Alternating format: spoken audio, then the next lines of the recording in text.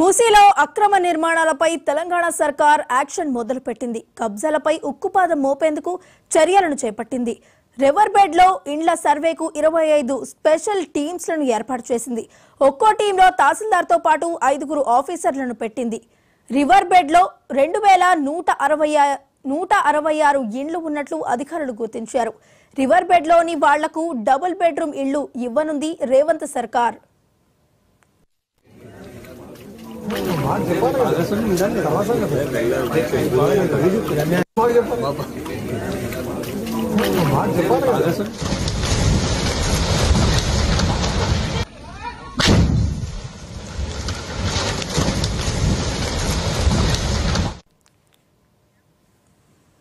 ఆ దిశగా అర్హులను గుర్తించేందుకు అధికారులు సర్వే చేపట్టారు. రాజేంద్రనగర్ మండలంలో అదనపు కలెక్టర్ ప్రతిమా సింగ్ సర్వే చేశారు.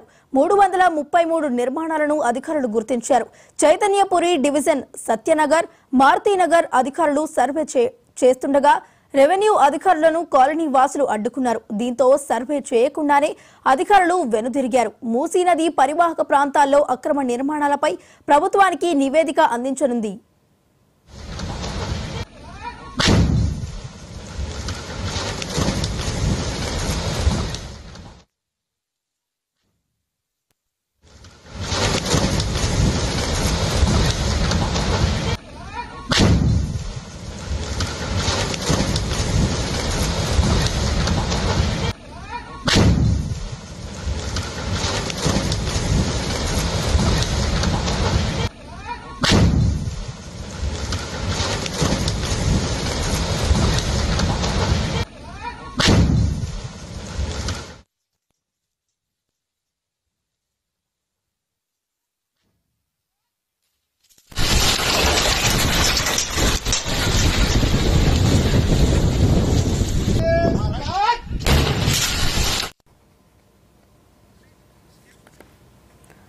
మూసీలో అక్రమ నిర్మాణాలపై తెలంగాణ సర్కార్ యాక్షన్ మొదలుపెట్టింది. కబ్జాలపై ఉక్కుపాదం మోపేందుకు చర్యలు చేపట్టింది. రివర్ బెడ్ లో ఇండ్ల సర్వేకు 25 స్పెషల్ టీంలను ఏర్పాటు చేసింది. ఒక్కో టీంలో తహసీల్దార్తో పాటు 5 ఆఫీసర్లను పెట్టింది. మరి ఇదే అంశానికి సంబంధించి మరింత సమాచారాన్ని మా ప్రతినిధి రామ్ నరేష్ అందిస్తారు. రామ్ నరేష్, చెప్పండి.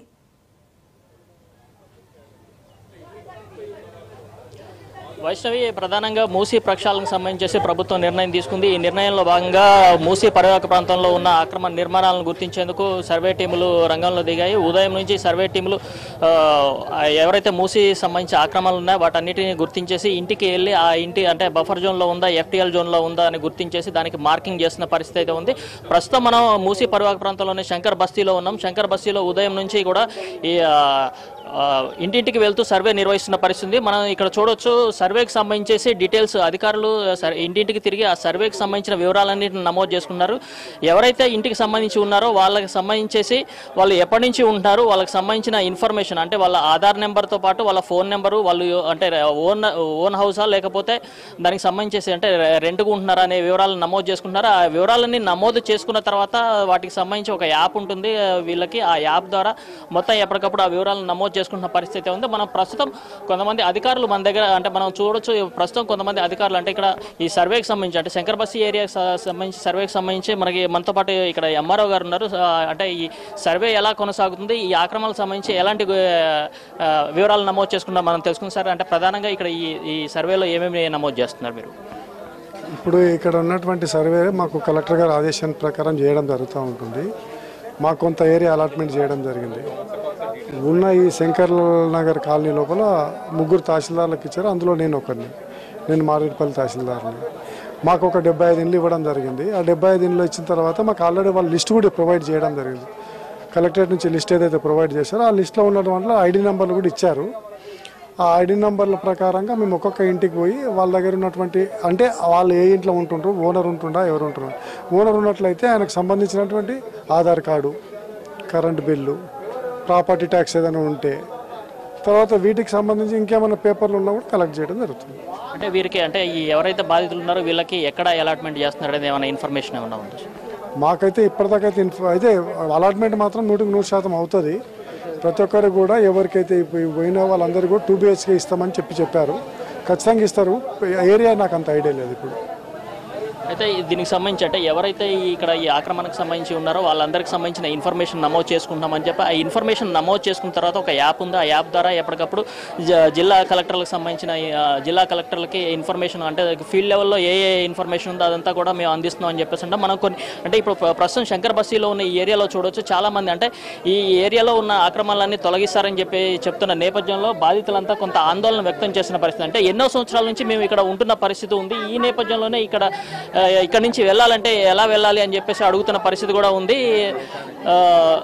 ప్రధానంగా ఇక్కడ అంటే దాదాపు మూసి పరివాహక ప్రాంతంలో మేము ఎన్నో సంవత్సరాల నుంచి ఉంటున్నాం. ఇప్పుడు వచ్చేసి ఖాళీ చేయమంటే మేము ఎక్కడికి వెళ్ళాలి అంటే ప్రభుత్వం డబుల్ బెడ్రూమ్ ఇల్లు ఇస్తా అని చెప్పినప్పటికీ అది ఎక్కడ ఇస్తుంది అనేది మాకు క్లారిటీ లేదు. ఫస్ట్ ఎక్కడ ఇచ్చేది క్లారిటీ ఇవ్వాలి. క్లారిటీ ఇచ్చిన తర్వాత దాంతోపాటు అక్కడ ఆ ప్రాంతంలో కొంత ఉపాధి కూడా చూపిస్తే మేము ఆ ప్రాంతానికి వెళ్ళడానికి సిద్ధం. కాకపోతే ఆ ఉపాధి చూపించకుండా ఎక్కడో దూర ప్రాంతాల్లో ఇస్తే తాము ఇబ్బంది పడాల్సిన పరిస్థితి ఉంటుందని చెప్పేసి అక్కడ మేము వెళ్ళమని చెప్పేసి చెప్తున్న పరిస్థితి ఉంది. ప్రధానంగా మనం కొంతమంది ఇక్కడ బాధితులు ఉన్నారు, వాళ్ళని కలిసే ప్రయత్నం చేద్దాము. భయ్యా మీరు చెప్పండి, అంటే మీరు ఎన్ని సంవత్సరాలు कितने साल से आप यहाँ पे रह रहे हैं? यहाँ से पैदाइश है, यहाँ छोटे से बड़े यहाँ 35-40 साल से। अभी ये पूरा खाली करने बोल रहा ना? खाली करने के लिए तो बोल रहे हैं, लेकिन उन लोगों को कोई बता रहे हैं कि यहाँ रहने का है, यहाँ जगह है, और यहाँ से पक्का ये नहीं बता रहे कि यहाँ से टूट रहा, बल्कि कभी यहाँ से बता रहे, कभी वहाँ से कभी आगे से बता रहे उन्होंने। अभी डबल बेडरूम देता बोला ना गवर्नमेंट? अभी तो कुछ लोगों को मिला, कुछ लोगों को नहीं मिला। अभी मिलने वाला है। अब कुछ तो मार्किंग है तो अभी डालना चालू है, उन लोगों का रुक रहा नहीं। ఇది ఎన్నో సంవత్సరాల నుంచి మేము ఉంటున్నాము ఇక్కడ. ఇప్పుడు వచ్చి ఖాళీ చేయమంటే ఎలా ఖాళీ చేయాలి? ఇంత దూరం నుంచి అంటే చాలా మంది చెప్తున్న పరిస్థితి ఏంటంటే మనం ఇక్కడ చూసుకోవచ్చు, ఈ అని ఎప్పటి నుంచో ఉంటున్నాము, ఈ ఉంటున్న ప్రాంతంలో నుంచి ఖాళీ చేసి వెళ్ళాలంటే కొంత కష్టంగా ఉంటుందని చెప్పేసి పరిస్థితి ఉంటుంది. అయితే ప్రధానంగా ఇక్కడ చాలా మంది ఉంటున్నారు. అంటే మేము ఎన్నో సంవత్సరాల నుంచి చిన్నపిల్లలతో పాటు ఇక్కడ ఉంటున్నామని చెప్పేసి అంటున్నారు. ఆ పరిస్థితిలో ఇక్కడ చాలా మంది ఉన్నారు. అంటే ఇక్కడ నుంచి వెళ్ళమని చెప్పేసి అంటున్నారు. ప్రధానంగా మనం ఇక్కడ కొంతమంది చూడొచ్చు, ఒకసారి చూడొచ్చు. మనం మనతో మాట్లాడించే ప్రయత్నం. అమ్మ మీరు అంటే ఇక్కడ నుంచి అధికారులు వెళ్ళమని చెప్పేసి అన్నారు, మీరు వెళ్ళే అవకాశం ఉందా?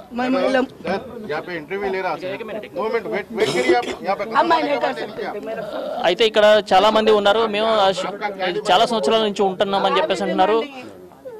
చాలా సంవత్సరాల నుంచి ఉంటున్నాం కాబట్టి ఇక్కడ నుంచి ఖాళీ చేసే పరిస్థితి కనబడట్లేదని చెప్పేసి. అయితే ప్రధానంగా ఇక్కడ అధికారులు ఎవరైతే వస్తున్నారో వాళ్ళందరికీ మేము ఒకటే చెప్తున్నామని చెప్పేసి, ప్రధానంగా ఇక్కడ ఏదైతే అధికారులు గుర్తిస్తున్నారో అంటే ఆర్బిఎక్స్ అని చెప్పేసి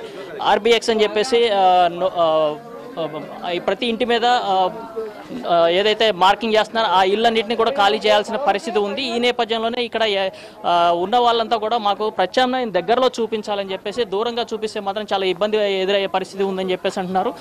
ప్రధానంగా ఇక్కడ మనం చూసుకోవచ్చు, మనకి ఇక్కడ మూసి ప్రతిసారి వచ్చినప్పుడల్లా ఇక్కడ మొత్తం ఈ ప్రాంతం అంతా మునిగిపోయే అవకాశం ఉన్న నేపథ్యంలోనే ఎక్కడ ఏదైతే ప్రాంతం ఉందో ఎఫ్టీఎల్ కానీ బఫర్ జోన్ ఉందో ఆ ప్రాంతంలో ఉన్న వాళ్ళకే మార్కింగ్ చేశారు. అక్కడి నుంచి అంటే ప్రతి ఇంటికి వెళ్తూ ఉదయం నుంచి ఆర్బిఎక్స్ అని చెప్పేసి ఒక గుర్తుని అయితే వాళ్ళు పెట్టేసి ఖాళీ చేయాలని చెప్పేసి చెప్తున్నారు. ఖాళీ చేసిన వాళ్ళందరికీ అధికారులు డబుల్ బెడ్రూమ్ ఇల్లు ఇస్తా అని చెప్తున్నారు. అమ్మ మీరు చెప్పండి, ఇక్కడ నుంచి అంటే మీరు ఖాళీ చేయాలని చెప్పేసి అంటున్నారు కదా, ఏమంటారు?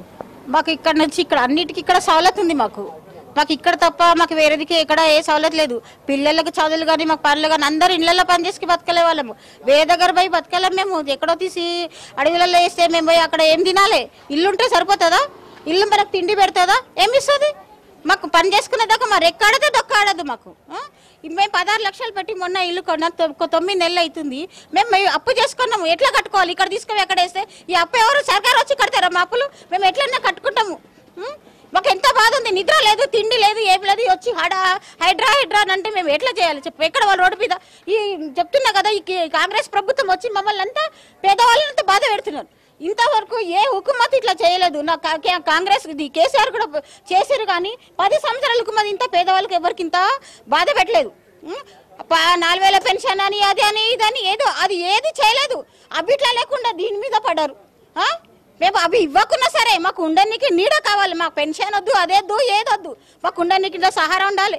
మాకు ఉంటే ఈ ఇంట్లో ఉండండి, లేకుంటే రివాల్వర్లు కట్టండి. అట్లా లేకుంటే అంటే ఇప్పుడు వరదలు వచ్చినప్పుడల్లా మునిగిపోతాయి, ఇబ్బంది అవుతుందని చెప్పేసి అన్నారు కదా. ఇంత ముందు మేము బలాల సబ్ చెప్పినాం, నేను చేయిస్తాను ఇదే అంటున్నారు. రివాల్వర్ కట్టండి మాకు, మాకు మా ప్లేస్ మాకే కావాలి, మా ఇండ్లు మాకే కావాలి, లేకుంటే ఇట్లా మాకు ఈ సవలతు దగ్గర ఇవ్వండి. లేకుంటే ఈ సిటీలోని ఇక్కడ దగ్గర ఎక్కడ తీసుకుపోయి అడవిలో వేస్తుంటే మాకు ఎట్లా నడుస్తుంది? అధికారులు వచ్చేసి ఇప్పుడు మీ దగ్గర వివరాలు నమోదు చేసుకున్నారు అంటే వాళ్ళు ఎక్కడ ఇస్తామనేది మీకు చెప్పట్లేదా? చెప్పలేరు. మేమనుకోవాలి రాసుకూరు పోయిరు, ఎక్కడ అడవిలో వేసి పడేస్తే మేము ఎక్కడ వెళ్ళి ఉండాలి, ఎట్లుండాలి? మేము అప్పులు ఎట్లా కట్టుకోవాలి? మాకు పనులన్నీ దగ్గర, అందరు ఇళ్ళలో పనిచేసి బతకేవాళ్ళే, ఇక్కడ అందరూ పేదవాళ్ళే. మా అప్పులు ఎట్లా తీరుకోవాలి? అంటే మిమ్మల్ని ఎప్పటిలోగా ఖాళీ చేయాలని చెప్పేసి చెప్తున్నారు. ఏం చెప్పట్లేదు, అది మార్కింగ్ వేసిపోయినారు. ఎప్పటివరకు మాకు తెలియదు. ఇప్పుడు మాకు నిద్ర పడతలేదు, తిండి లేదు, ఏం లేదు. బీపీ పేషెంట్లో మేమైనా అయిపోతే వాళ్ళు జిమ్మేదారా? గవర్నమెంట్ జిమ్మేదారా మా ప్రాణాలకి? మనం ప్రధానంగా చూడొచ్చు, ఇక్కడ ఎవరైతే ఉంటున్నారో మేము చాలా సంవత్సరాల నుంచి ఉంటున్నాము ఇక్కడ. అంటే ఇక్కడే చిన్న చిన్న పనులు చేసుకుంటూ ఉపాధి పొందుతున్నామని చెప్పేసి, కొన్ని ఇళ్లలో పని చేసుకుంటూ ఇక్కడ పిల్లల్ని చదివించుకుంటూ ఇదే బస్తీలో ఎన్నో సంవత్సరాలుగా ఉంటున్నామని చెప్పేసి.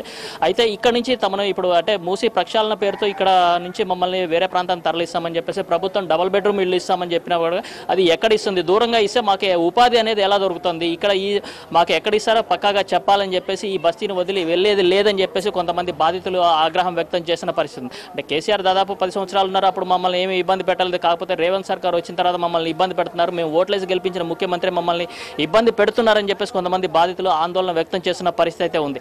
మొత్తం మీద మూసి పరివాహక ప్రాంతంలో ఉదయం నుంచి దాదాపు 25 టీంలు, స్పెషల్ టీంలను ఏర్పాటు చేసి మొత్తం సర్వే నిర్వహిస్తున్న పరిస్థితి ఉంది. సర్వే సంబంధించేసి ఇప్పటికే హైదరాబాద్ కలెక్టరేట్ పరిధిలో 16 టీంలు, అదేవిధంగా రంగారెడ్డి పరిధిలో 4 టీంలు, మేడ్చల్ పరిధిలో 5 టీంలు మొత్తం కూడా ఈ సర్వే నిర్వహిస్తున్నారు. ఈ రోజు ఎట్టి పరిస్థితుల్లో సర్వే పూర్తి చేయాలని చెప్పేసి ఉన్నతాధికారుల ఆదేశాల నేపథ్యంలోనే మొత్తం సర్వే మరి సాయంత్రం వరకు పూర్తి చేస్తామని చెప్పేసి చెప్తున్నారు. అయితే ఈ సర్వే పూర్తయిన తర్వాత వివరాలన్నీ నమోదు చేసుకొని బాధితులకి ఎక్కడైతే ఏ ఏరియాలో ఉన్నా ఆ ఏరియాలకు సంబంధించి డబుల్ బెడ్రూమ్ ఇల్లు కేటాయిస్తామని, ఆ తర్వాతనే వీళ్ళందరినీ ఖాళీ చేయిస్తామని చెప్తున్నారు. అయితే శని ఆదివారాల్లో కూల్చివేతలు ప్రారంభమయ్యే అవకాశం ఉన్నట్లుగా మనకి సమాచారం అందుతుంది. ఇది ఇక్కడ తాజా పరిస్థితి. Right, thank you Ram Naresh.